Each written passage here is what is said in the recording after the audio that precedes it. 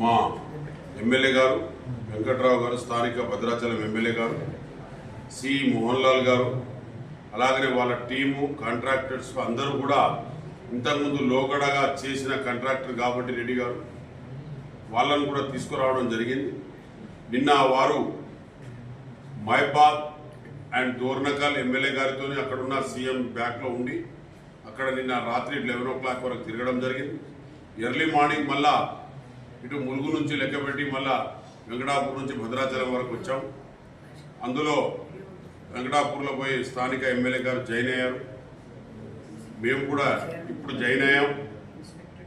కాబట్టి మా దగ్గర ఉన్న దాదాపు భద్రాచలం నుంచి వెంకటాపూర్లో ఉన్న రోడ్డు 113 కిలోమీటర్స్, దాంట్లో 10 km ఆంధ్రలో ఉన్నది కాబట్టి దానికి కొంచెం పక్కన పెట్టిన తర్వాత పర్మిషన్ తీసుకున్నా 100 కిలోమీటర్ అయితే తప్పకుండా తొందరపట్ల చేయవలసిన అవసరం ఉంది. దాని ప్రపోజల్ కూడా ఇంతకుముందు కూడా రోడ్ ఏమో 40 కిలోమీటర్స్ కదా, 40 కిలోమీటర్స్ రోడ్ అప్పుడు శాంక్షన్ అయి ఉంది. మళ్ళీ అది కూడా డ్యామేజ్ అయిపోయింది. ఎందుకంటే ఇసుక లారీ నడవడం వల్ల టీఆర్ఎస్ గవర్నమెంట్లో 24 hours ఇసుక లారీ నడిపించారు కాబట్టి ఈ వెంకటాపూర్ నుంచి భద్రాచలం రోడ్డు ఇమ్మీడియట్గా చేయవలసిన అవసరం. ఆదివాసులు ఉన్న ఏరియా అందరు నడక దారిలో పోతుంటే రోజు కంకరలోనే నడవవలసిన అవసరం వచ్చింది, అడవిలో నడిచినట్టే. కాబట్టి దీనికి తొందరగా ఈ రోడ్డు చేయవలసిన అవసరం ఉంది. దానికి 40 కిలోమీటర్స్కు ఇంతకుముందు 30 crores ఇచ్చారు, ఇప్పుడు ఇంకో 30 crores ఇచ్చినా కానీ దానికి సరిపడుతుంది.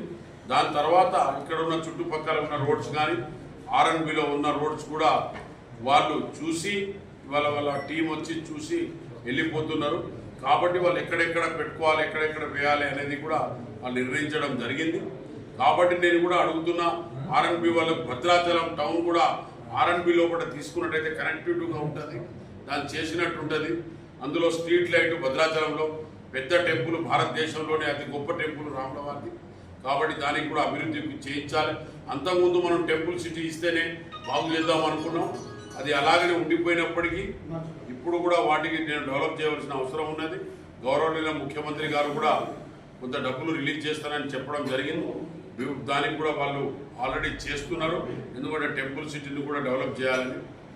ఇవాళ ఈ టీం పోయి వచ్చిన తర్వాత అలాగనే మాకు పోలవరం బ్యాక్ వాటర్ వచ్చినా కూడా దానికి చేయవలసిన అవసరం ఉంది. టెక్నికల్గా కరకట్ట ముందుకు పోయి ఒక 10 kilometers ముందుగా కరకట్ట కట్టకపోతే దానికి ఆల్రెడీ బైబర్కేషన్ అయినప్పుడు 4000 crores ఇచ్చారు. బైబర్కేషన్లో ఆల్రెడీ తెలంగాణ రాష్ట్రం విడిపోయినప్పుడు ఆల్రెడీ బైబర్కేషన్లో 4000 crores అని పెట్టారు. కాబట్టి అది తప్పకుండా చేయాలి. మీరు కాంట్రాక్ట్ ఎవరికైనా ఇచ్చుకోండి, మేము అర్థలేము, కానీ మాకు మాత్రం కరకట్ట డెఫినెట్ కావాలి. లేకపోతే భద్రాచలం నుంచి వెంకటాపురం వరకు దాదాపుగా ఎంత లేదన్నా కూడా దాదాపుగా 20-25 కిలోమీటర్ల వరకు వాటర్ పోయి ఊర్లన్నీ కొట్టుకోపోతాయి. కాబట్టి ఫస్ట్ అది చేసిన తర్వాతనే పోలవరం స్టార్ట్ చేయాలి. లేకపోతే బ్యాక్ వాటర్ ఎప్పుడైనా అన్ఎక్స్పెక్టెడ్గా గోదావరి బ్యాక్ వాటర్ వచ్చేస్తే చాలా ఇబ్బందికరంగా ఉంటుంది. డబ్బులే కాదు, మొత్తం అన్ని కొట్టుకోపోవాల్సిన దానికి ఉంది. మేము ఆల్రెడీ టెక్నికల్గా చూసాం, కాబట్టి అది చేయాలి. అదేవిధంగా మోడికుంట వాగు శాంక్షన్ అయి 15 సంవత్సరాలు అయినప్పటికీ ఫస్ట్ ఎక్వేషన్ అయిపోయింది, ఫారెస్ట్ అయినప్పటికీ ఇలాగనే పడి ఉంది. అది గ్యామరెడ్డి ఎవరో తీసుకున్నాడు, వాడు తీసుకుని అతను చేయలేదు. కాబట్టి దానికి కూడా ఇరిగేషన్తో అది government of India LW scheme కింద డబ్బులు ఉన్నాయి. దానికి ఫస్ట్ ఎక్వేషన్ నేను అప్పుడు ఎంపీగా ఉన్నప్పుడు, మంత్రిగా ఉన్నప్పుడు నేను ఫారెస్ట్ ఎక్వేషన్ చేయించాను. సెకండ్ పికప్ దానికి ఫారెస్ట్ ఎక్వేషన్ చేయవలసిన అవసరం ఉన్నది మోడికుంట. దాని దగ్గర పెద్ద ఆయకట్టు అక్కడ ఉన్నది మోడికుంట వాగు కింద. కాబట్టి ఇది ట్రైబల్ ఏజెన్సీ ఏరియా, ట్రైబల్ జీవించే ఏరియా కాబట్టి ప్యూర్లీ ఆదివాసులు జీవించే ఏరియా.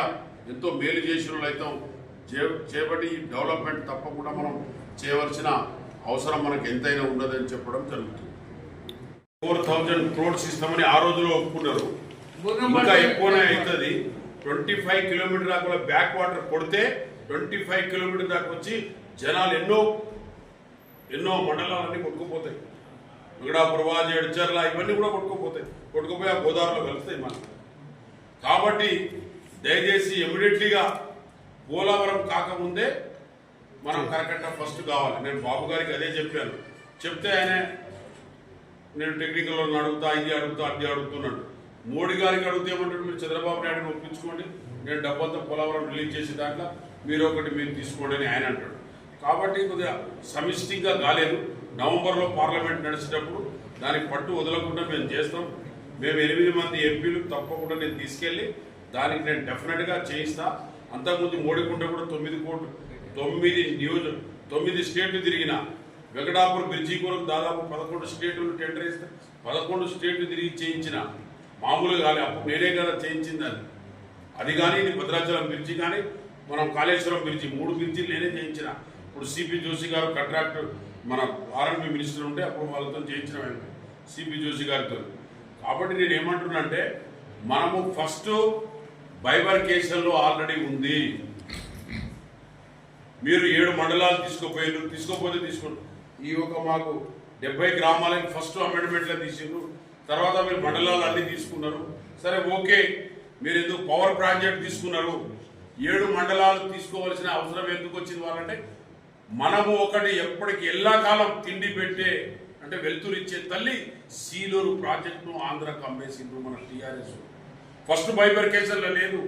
మీరు చూడండి, ఫస్ట్ బైబర్కేషన్లో ఒకటి ఉంటే నేను ఈ కేసీఆర్ గారిని అడగమనండి. ఫస్ట్ బైబర్కేషన్లో మన దిక్కు ఉంది, సెకండ్ బైబర్కేషన్లో అయిపోయింది. ఒకవేళ మీకు ఫస్ట్ బైబర్కేషన్లో పోయినట్టే ఈ రోజే రాజీనామా పెడతానని ఎంపీకి. జీవితం రాజకీయం వదిలేస్తా. బీఆర్ఎస్ పార్టీ సీలూరు ప్రాజెక్టు 7 మండలాల ఆదివాసులను అమ్మింది వాళ్ళు. కలిపేయమని మాకు చెప్తున్నారు కానీ వాళ్ళు మాకు 7 మండలాలు ప్లస్ సీలూరు ఎప్పటికీ లక్ష్మి ఉండే మాకు ఎల్లకాలం మాకు ఒక పవర్ ప్రాజెక్ట్ ఉండే మాది.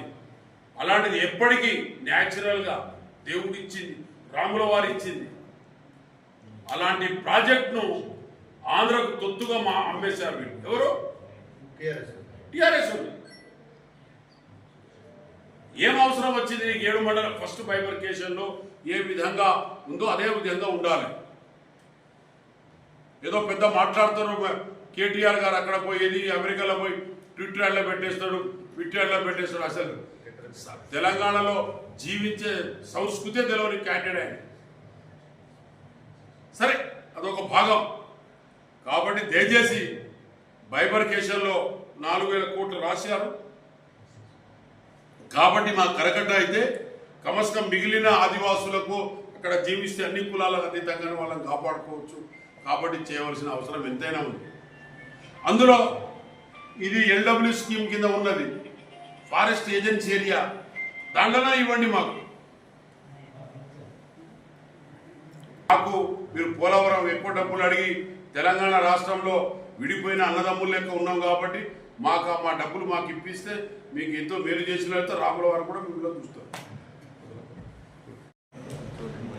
సరే,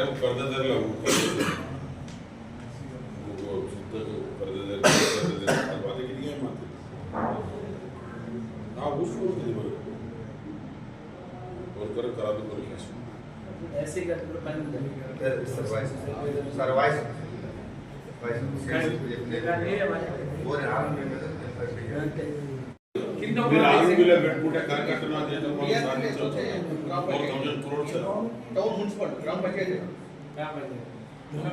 గ్రామ పంచాయతీ మున్సిపాలిటీ లేదు.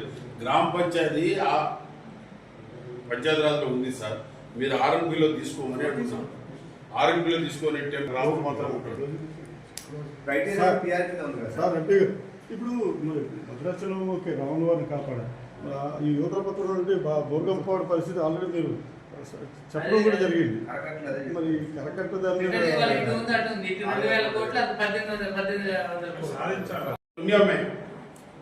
మీరు కరకట్టను అంత ఈజీగా తీసుకోకండి. కరకట్ట లేకపోతే రాబోయే కాలంలో చాలా డేంజర్. ఏమంటారు రెడ్డి గారు, కాంట్రాక్టర్ గారు, అవునా కాదా? అవునండి, అది ఫీజిబిలిటీ మనకు లేదనుకుందాం, కానీ మన మీద కట్టుకోవాలా కాదు లేదా సేఫ్టీ కొరకు? మీకు ఎందుకు ఇంకో 2 ఫీట్లు ఇచ్చుంటే మీకు అక్కడ ఎక్కేసి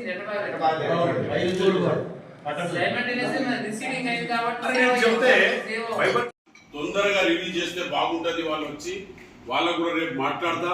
నేను సీతక్క గారితో మాట్లాడి వాళ్ళకి రివ్యూ చేయమని వాళ్ళకి ప్రొసీవ్ చేయమని చెప్తాను. చేస్తే కానీ మనం ముందుకు పోలేము, లేకపోతే మాకు చాలా ఇబ్బందిగా అవుతుంది ఏజెన్సీ ప్రాంతంలో. కాబట్టి వారికి అందరికీ కూడా ధన్యవాదాలు.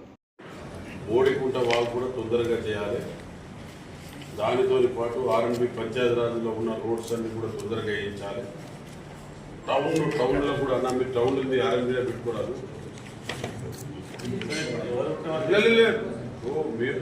మీరు పెట్టుకుంటే టౌన్లో అన్నట్టు